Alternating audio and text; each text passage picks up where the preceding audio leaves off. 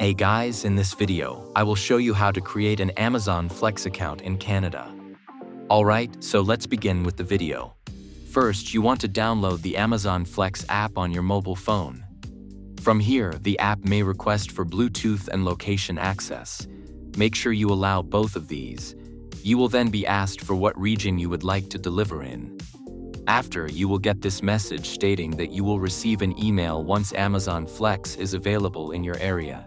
If Amazon Flex is already available in your area, you will get a set of questions that look like this: your zip code, the days you want to deliver, the times you want to deliver, the amount of hours per week, and the type of car you will be using for these deliveries. Complete all these questions and you will be notified if you are eligible to do Amazon Flex deliveries. So that's basically how you can create an Amazon Flex account in Canada.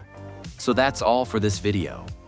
Consider subscribing if you find it helpful, and I'll catch you in the next one. Thanks.